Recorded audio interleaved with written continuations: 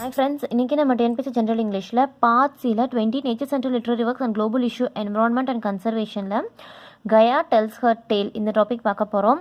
So already இதில் வந்து நம்ம Part 1 வீடியோ போட்டிருக்கோம். அதுக்கான லிங்க் வந்து நம்ம டிஸ்கிரிப்ஷனில் கொடுத்துருக்கோம்.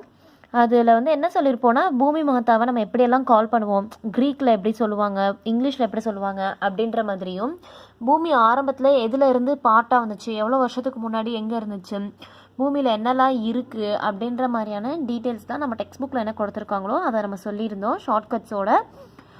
அதுக்கப்புறம் வந்து இந்த சயின்டிஸ்ட் வந்து நம்மளை எப்படி வாட்ச் பண்ணுறாருங்க பூமியை அப்படின்ற மாதிரியெல்லாம் கொஞ்சம் சொல்லியிருந்தோம். இந்த பூமி வந்து பிளான்ஸ் அண்ட் அனிமல்ஸ் இருக்கும்போது எப்படி இருந்துச்சு, ஹியூமன்ஸோட என்ட்ரிக்கு அப்புறம் எப்படி இருந்துச்சு அப்படின்னு சொல்லியிருந்தோம். ஸோ அதுக்கு ஒரு சின்ன ஒரு எக்ஸாம்பிள் மாதிரி, ஒரு பொண்ணுக்கு வந்து கல்யாணம் ஆகிறதுக்கு முன்னாடி அம்மா அப்பா வீட்டில் இருக்குது, அதாவது பிளான்ஸ் அண்ட் அனிமல்ஸ் மட்டும் இருக்கிற இடத்துல இருக்கும்போது சந்தோஷமாக இருந்துச்சு பூமி. அதுக்கப்புறம் கல்யாணம் புதுசில் எல்லாருக்கும் ஹாப்பியாக இருப்போம். அதே மாதிரி தான் நம்மளோட என்ட்ரி போது பூமி வந்து ரொம்ப சந்தோஷமாக இருந்துச்சு. ஆரம்பத்தில் வந்து நம்மளோட ஹஸ்பண்ட் வீட்டுக்கு போனதுக்கப்புறம் நல்லா வந்து அவங்கள போற்றுவோம், ரொம்ப பயபக்தியாக இருப்போம், தெய்வமே அப்படின்னு சொல்லிட்டு வர்ஷிப்லாம் பண்ணுவோம், அந்த மாதிரி இருப்போம். ஸோ கொஞ்சம் பேலன்ஸ்டாக போகும் லைஃபு. அதுக்கப்புறம் தான் போக போக நிறைய மிஸ் அண்டர்ஸ்டாண்டிங்ஸ் வரும், நிறைய பேராசை பிடிச்ச மாதிரி நம்ம எதாவது பிஹேவ் பண்ணுவோம். அதுக்கு பூமியும் திருப்பி நமக்கு ரிஃப்ளெக்ட் பண்ணோம். லைக் இந்த மாதிரி எர்த் குவேக் வர்றது, இல்லை வேறு ஏதாவது ஒன்று பண்ணி விடுறது, இந்த மாதிரியான சில விஷயங்கள் பண்ணோம். அதை வந்து ஒரு கம்பேரிசனாக வச்சுக்கோங்க. இது ஒரு ஃபன்னுக்கு தான் சொல்கிறேன். ஆஃப்டர் மேரேஜ் வந்து ஆரம்ப காலத்தில் பொண்ணுங்க வந்து எல்லாம் போட்டுருவாங்க, அப்புறம் போக போக அவங்க வேலையை காட்டுவாங்க, வச்சு செய்வாங்கங்கிறது ஜஸ்ட் ஃபார் ஃபன். அது ஒரு ஞாபகமாக வச்சுக்கோங்க, ஓகேவா? ஸோ ஓகே, நம்ம வந்து 40th கொஸ்டினோட போன வீடியோவில் ஸ்டாப் பண்ணியிருந்தோம். இப்போ 41லேருந்து பார்க்கலாம். What would be the result of earth getting hotter? Glaciers are melting, my forests are burning, my rivers drying up and my animals dying, earth saying all the above. அதாவது glaciers எல்லாம் melt ஆகுது, forest எல்லாம் எரிஞ்சு போயிடுது, என்னோட river நதிகள் எல்லாம் வறண்டு போகுது, என்னோட அனிமல்ஸ் எல்லாம் செத்துக்கிட்டு இருக்காங்க அப்படின்னு எர்த் வந்து ஹியூமன்ஸ் கிட்ட சொல்லுது. இந்த இதில் ஃபுல்லாகவே பார்த்தீங்கன்னா ஸ்பீக்கர் இல்லை நரேட்டர் யார் அப்படின்னா எர்த் தான். மைனே தான் சொல்லிட்டு வந்துட்டுருக்கோம். யார்கிட்ட சொல்லணும்னா நம்மக்கிட்ட தான் சொல்லும். How the humans and their own actions indifferent, நம்ம செய்கிற நம்மளோட செயலுக்கு நம்ம எப்படி இருக்கிறோம் அப்படின்னா ரொம்ப அலட்சியமாக இருக்கும், அலட்சியமாக எல்லாத்தையும் வெட்டி தள்ளிட்டு போயிட்டே இருக்கோம். How we are turning to the cry of the earth creatures deaf ear. இதனால் பார்த்துக்கோங்க, நம்ம எப்படி இருக்கோன்னா பூமி தாய் அழுகிறத செவிடங்காதில் சங்கூதுற மாதிரி நம்ம எதையுமே கண்டுக்காமல் டெஃப் செவிட்டுக்காது மாதிரி நம்ம வாட்டுக்கு நம்ம வேலையை பார்த்துட்ருக்கோம்.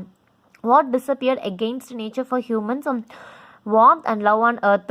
அதாவது ஆரம்ப காலத்தில் நம்ம பூமி தாயை ரொம்ப வணங்கினோம், ரொம்ப மரியாதையாக பயபக்தியாக இருந்தோம், அந்த மாதிரிலாம் இருந்தோம். பட் இப்போ வந்து அதெல்லாம் இல்லை.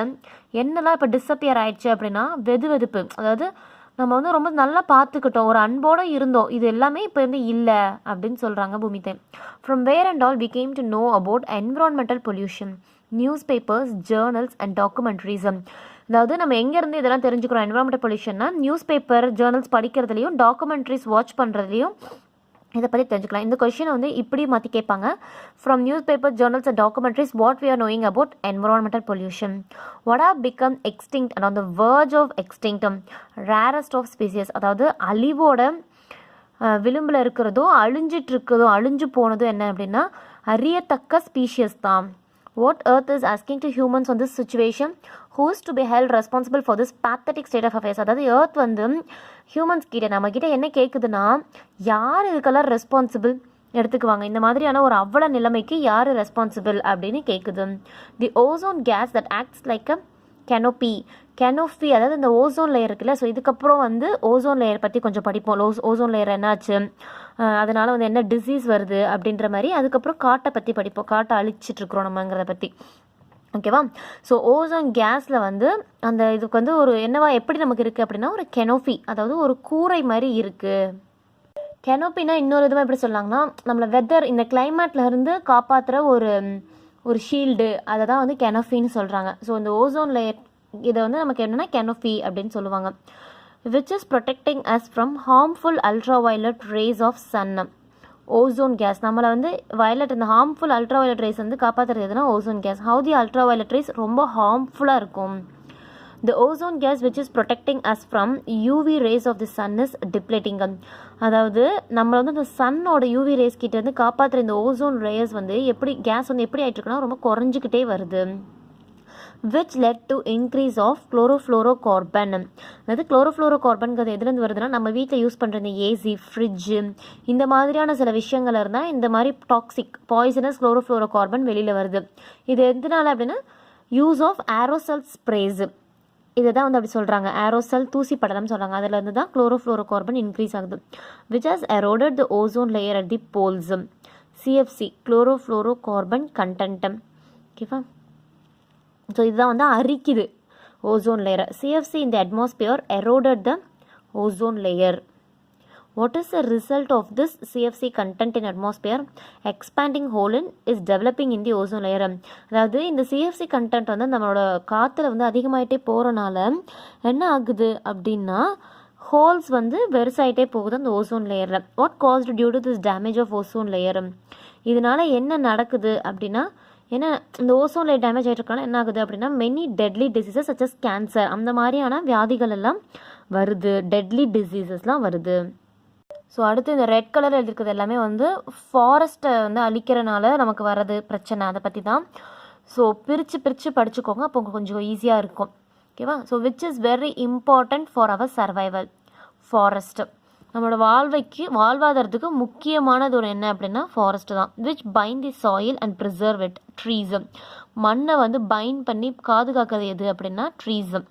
What is the other uses of trees? bring rain, filling up lakes and ponds and rivers. இது மழையை கொண்டு வரும். ஸோ மழை வந்துச்சுன்னா ஆட்டோமேட்டிக்காக வந்து லேக்கு, பாண்டு, ஆறு இதெல்லாம் வந்து ஃபுல் ஆகும் இல்லையா? அதான். What humans doing mindlessly cut down trees.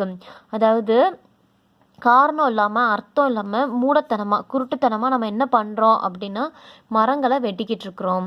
Which has reduce the forest area to a considerable extent. The act of டிஃபாரஸ்ட்ரேஷன்.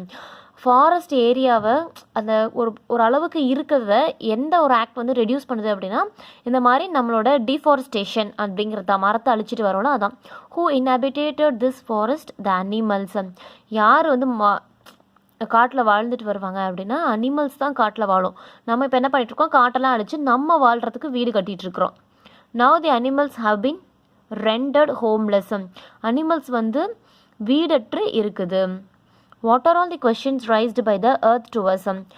So என்னெல்லாம் கொஸ்டின் வந்து எர்த் நம்மக்கிட்ட கேட்குது. இது வந்து இப்போ நம்ம ஏதாவது ஒரு ஆஃபீஸில் ஒர்க் பண்ணுறோன்னா நம்ம தப்பு பண்ணிட்டோம்னா நம்மளோட மேனேஜர் கேட்பார் இல்லையா, அந்த மாதிரி ஒரு சுச்சுவேஷனோட வச்சுக்கோங்க. How are you planning to address these problems? Do you think that nature will regenerate all by herself? Are you going to turn a blind eye to these dangers? Are you going to surrender to those circumstances in despair? Don't you have the wherewithal to bring back the glorious past? So friends இந்த தமிழ்லாம் எழுதியிருக்கிறதையும் கொஞ்சம் அப்படியே பார்த்துட்டே வாங்க. சினானிம்ஸ்க்கு அதெல்லாம் கொஞ்சம் use ஆகலாம். ஒருவர் ஈஸியாக அண்டர்ஸ்டாண்ட் பண்ணிக்கிறதுக்காக தான் நம்ம எழுதியிருக்கோம். ஸோ அதையும் அப்படியே கொஞ்சமாக பார்த்துக்கோங்க, நோட் பண்ணிக்கோங்க. ஸோ இப்போ நம்ம பாஸ் மாதிரி ஒருத்தர் வந்து கேட்குறாருன்னு வச்சுக்கோங்களேன், ஏதோ தப்பு பண்ணிட்டோம் அப்படின்னா நீ பண்ண தப்பை நீ இப்போ எப்படி வந்து சரி பண்ண போகிற, எப்படி நீ அட்ரஸ் பண்ணுவ அப்படின்னு ஃபஸ்ட்டு கொஸ்டின் கேட்பாங்க. அதான் how are you planning to address these problems. அடுத்து வந்து do you think that nature will regenerate all by herself. நீ நினச்சிட்டு இருக்கியா இந்த தப்பு வந்து அதுவாகவே சரியாகிக்கோ, இயற்கையாக சரியாயிரும்னு? அதே தான் நேச்சரும் கேட்குது. நேச்சுரலாகவே இதெல்லாம் சரியாயிடும் அப்படின்னு நீங்கள் நினைக்கிறீங்களா அப்படின்னு நம்மளை பார்த்து கேட்குது. அடுத்து are you going to turn a blind eye to those dangers. நீ வந்து கண்ணு தெரியாதவனாட்டம் இந்த எப்படி வந்து நமக்கு அழிவு வரப்போகுது, இந்த அழிவெல்லாம் வந்து கண்ணு தெரியாத மாதிரி நீ வந்து எடுத்துக்க போறியா? அதாவது ஏன் இப்படி மூடத்தனமாக இப்படி எல்லாத்தையும் அழிவு வரும் தெரிஞ்சே நீ வந்து கண்மூடித்தனமாக இப்படி செய்கிற அப்படிங்கிறது தான் அதோட அர்த்தம். நம்ம மேனேஜர் கேட்பாங்கல்ல, உனக்கு தெரியாதா இந்த பண்ணால் இப்படி வந்துடும்னு, இந்த மாதிரி போய் பண்ணி வச்சிருக்கே அப்படின்னு திட்டுவாங்க இல்லையா. R you going to surrender to those circumstances and despair. நீ இந்த சூழ்நிலை இப்படியே விட்டுற போறியா? விரக்தி, டிஸ்பயர்னா இந்த மாதிரி விரக்தியிலே இப்படியே விட்டுற போறியா, என்னை விரக்தியாக தான் வச்சிருக்க போறியா அப்படின்ற மாதிரி கேட்குது. Don't you have the wherewithal to bring back the glorious past. உங்ககிட்ட எந்த ஒரு டூல், அதாவது எந்த ஒரு ஆயுதமே இல்லையா என்னை திருப்பி வந்து பழைய படிக்கு போற்றத்தக்க மாதிரி என்னை மாற்றுறதுக்கு உங்ககிட்ட எந்த ஆயுதமும் இல்லையா அப்படின்னு எர்த் வந்து நம்மளுக்கு கேட்குது.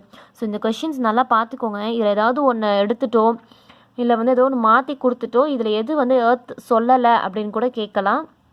ஸோ இந்த கொஷின்ஸை பார்த்துக்கோங்க. Earth motivates us by nothing is impossible but the choice is yours. So நம்ம மேனேஜர் அப்படி தான் நல்லா திட்டுற வரையும் திட்டிட்டு உன்னால் முடியாதுன்னு எதுவும் இல்லை நல்லா பண்ணு அப்படின்னு சொல்லுவாங்க இல்லையா. ஸோ அதே தான் நத்திங் இஸ் இம்பாசிபிள் அப்படின்னு எர்த் வந்து நம்மளை சொல்லுது. ஆனால் செய்கிறதும் செய்யாததும் உன் கையில் தான் இருக்குது. What and considered her self mother to humans. நம்ம மனிதர்களுக்கு தாயாக வந்து அவள் நினச்சிருக்கா.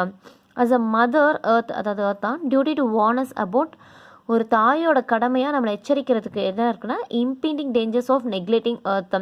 நம்ம பூமியை வந்து நெக்லெக்ட் பண்ணுறதுல வர இருக்கிற விபத்துக்கள், ஆபத்துக்களை பற்றி தான் நான் சொல்கிறது. மதராக வந்து அதுக்கு ஒரு கடமை இருக்குது அப்படின்னு சொல்லுது. who is also conquer on earth views. எர்த்தோட இந்த மாதிரியான இந்த வியூஸோட ஒத்து போகிறவங்கலாம் யார் அப்படின்னா நம்மளோட சயின்டிஸ்ட் தான். ஸோ சயின்டிஸ்ட்டுக்கும் நல்லா தெரியுது நம்ம டேஞ்சரில் இருக்கிறோன்னு. ஓகே ஃப்ரெண்ட்ஸ், அப்படியே மீதி இருக்கிறதெல்லாம் அடுத்த வீடியோவில் பார்க்கலாம். இன்னும் ஒரு 25 கொஷின்ஸ் பக்கம் இருக்குது. Happy learning, all the very best. Thank you. நம்ம சேனலில் வர வீடியோஸ் பிடிச்சிருந்துச்சுன்னா உங்கள் ஃப்ரெண்ட்ஸ்க்கெல்லாமும் ஷேர் பண்ணுங்கள், லைக் பண்ணுங்கள். ஏதாவது டவுட்ஸ் இல்லை வேறு ஏதாவதுனாலும் கமெண்ட் பண்ணுங்கள். All the best friends.